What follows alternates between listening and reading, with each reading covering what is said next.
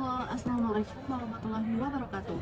Perkenalkan, nama aku Hidayah Salma, MBI 115200000407 dari Fakultas Ilmu Sosial dan Ilmu Politik, jurusan Ilmu Komunikasi, Untak, Surabaya.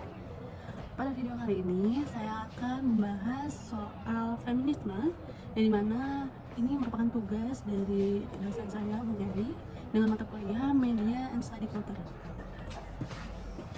Sebelum masuk ke pembahasan, apa sih feminisme itu? Jadi feminisme itu adalah sebuah paradigma yang mana pemahamannya itu komprehensif, membahas tentang keadilan yang berbasis gender yang bisa menjadi pijakan untuk pemikiran gerakan maupun kebijakan. Kalau dari segi studi menyebutkan bahwa feminisme merupakan gerakan persamaan antara laki-laki dan perempuan di segala bidang, baik politik, ekonomi, pendidikan, sosial, dan kegiatan terorganisasi yang mempertahankan hak-hak serta kepentingan perempuan. Jenis kelamin itu kodrat, transgender itu menggugat kodrat. Jadi sekuat apapun kita menentang, itu sama aja kita tidak bisa untuk mempertukarkannya. Kontraksi gender sendiri itu merupakan kontraksi yang dibangun masyarakat karena bedanya laki-laki dan perempuan. Kontraksi gender menganggap warna bisa menjadi penilaian antara laki-laki dan perempuan. Dari kecil kita udah ditanamkan untuk membedakan ya, perempuan itu yang domestik dan laki-laki itu adalah bagian publik yang memperjuangkan persamaan hak perempuan dan laki-laki. Masuk ke fungsi dari teori feminisme itu ada yang akan disebutkan saya ada 3. Pertama, sebagai gerakan sosial bertujuan untuk menciptakan kesetaraan di masyarakat. Yang kedua, sebagai ilmu pengetahuan yang pemikiran-pemikiran mendasari gelombang dan gerakan feminisme.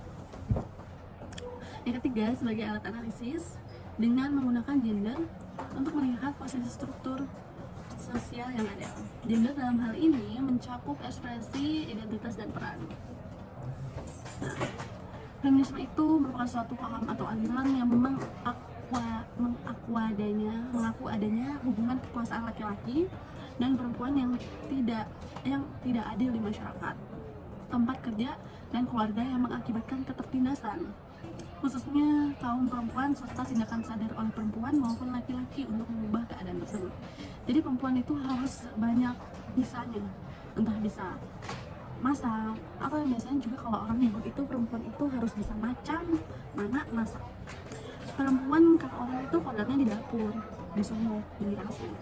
Konstruksi gender merugikan laki-laki dan perempuan juga. Gelombang feminisme di sini ada 3. Tapi sebelum kita masuk ke gelombang feminisme, ada pengertian dari feminisme sendiri. Feminis, jadi feminisme dan feminis itu beda. Kalau feminis sendiri itu adalah orang yang mempunyai kesadaran bahwa ada relasi kekuasaan yang tidak adil. Mereka perempuan dan laki-laki yang mengakibatkan ketertindasan terhadap perempuan. Kesadaran tersebut dibarengi dengan upaya membebaskan ketertindasan perempuan di ranah publik maupun domestik yang dilakukan secara individu maupun kolektif. Nah, jadi ketika kita membicarakan feminisme sendiri, maka tidak ada perbedaan hak.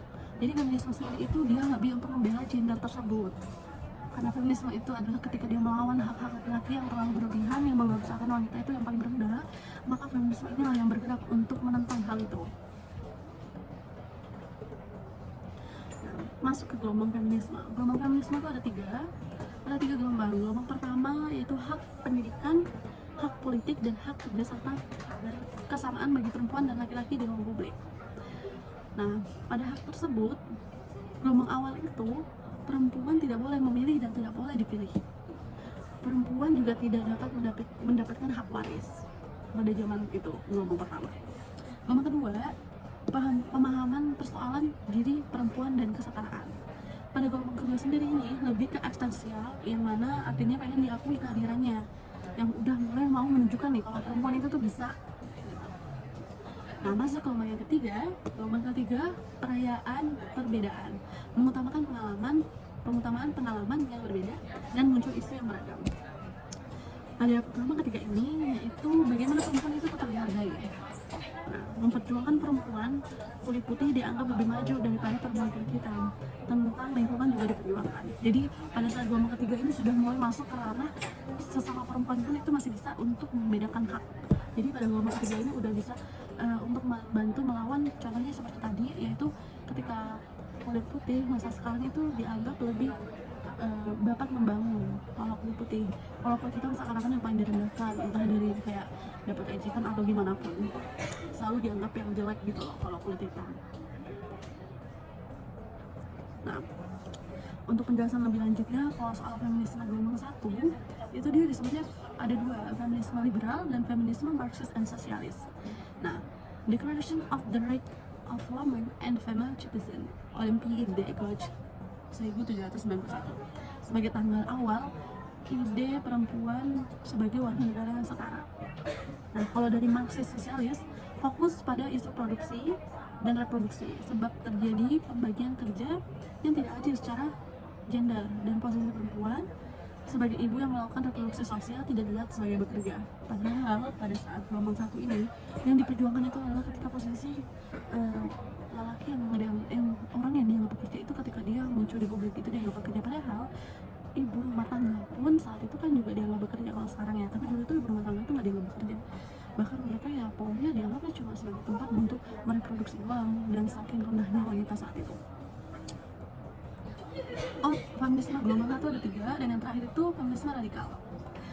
Nah, pada feminisme radikal ini, penindasan perempuan terjadi karena ketubuhan perempuan. Aliran ini mempunyai pemikiran yang berbeda dan lebih berfokus pada tubuh, seksualitas, dan lesbianisme. Jadi pada feminisme radikal itu dia benar-benar melihat fisik. Jadi pada saat kalau dia melihat fisiknya wanita itu kayak gendut atau kayak kekurusan, itu bakal benar-benar kayak ditindas banget, karena ya itu dia punya pemikiran kalau ya wanita itu berbedanya dari fisik gitu. Masuk ke gelombang yang kedua, feminisme itu ada dua. Jadi yang pertama feminisme eksistensial, dan yang kedua feminisme psikoanalisis. Nah, feminisme eksistensial itu perempuan tidak hanya masalah biologis, tetapi juga sebuah kategori sosiologis yang artinya eksistensialis membuka cara pandang membuka cara pandang perempuan menjadi gender.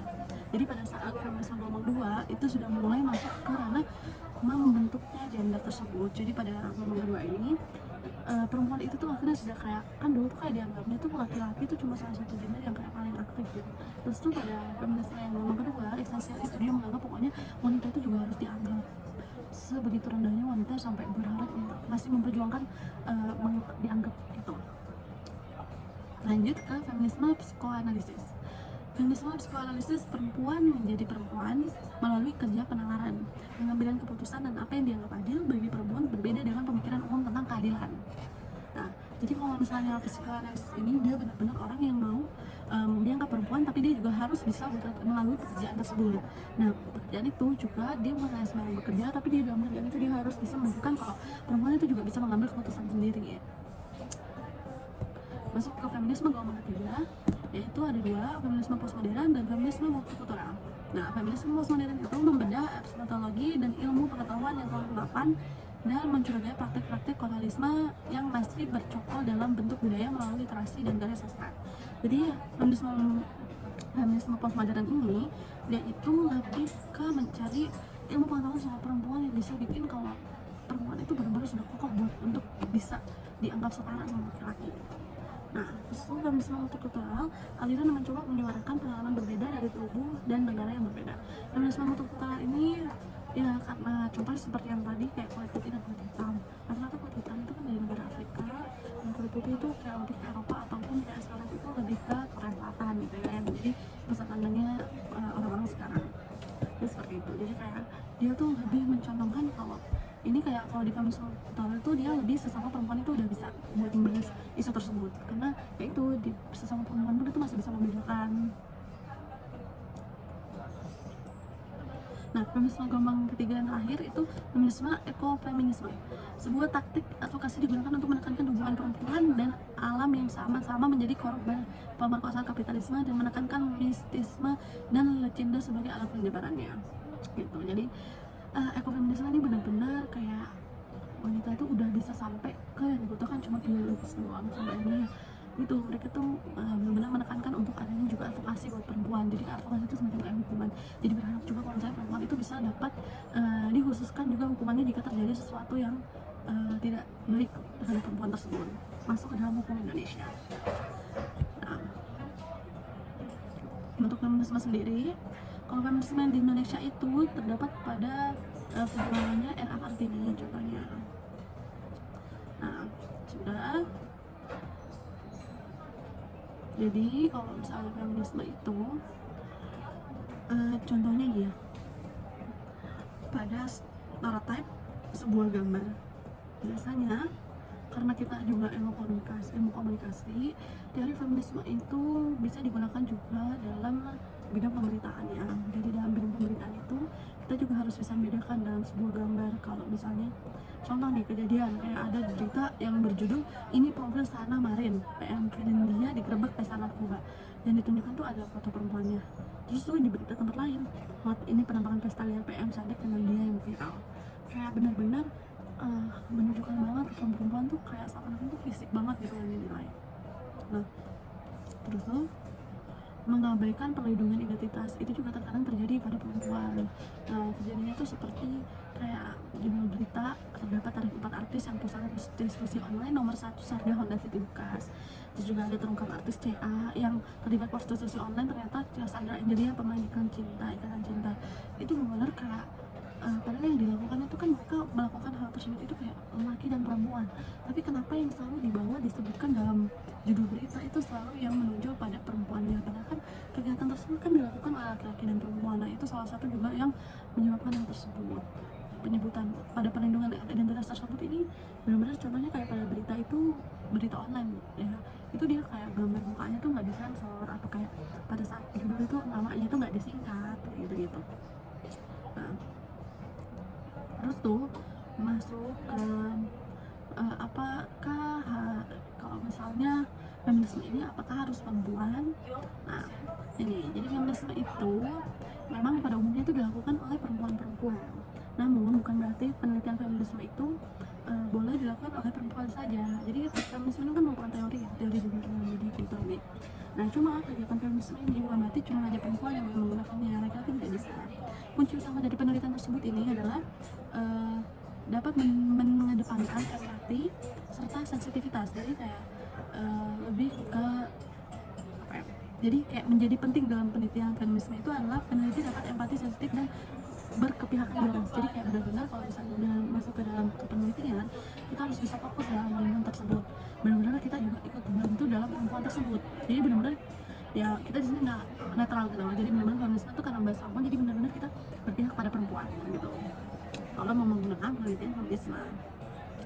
Nah, feminisme sendiri itu hadir karena dari adanya persatuan pergerakan yang memahami wacana dan situasi masyarakat yang dapat berubah dan bisa diperdebatkan. Dengan demikian, penelitian feminisme tidak bersifat ajak, melainkan harus berkembang mengembangkan menyesuaikan situasi dan kondisi masyarakat. Jadi feminisme ini juga teorinya itu penelitiannya sesuai juga dengan perkembangan masyarakat sekitar gitu.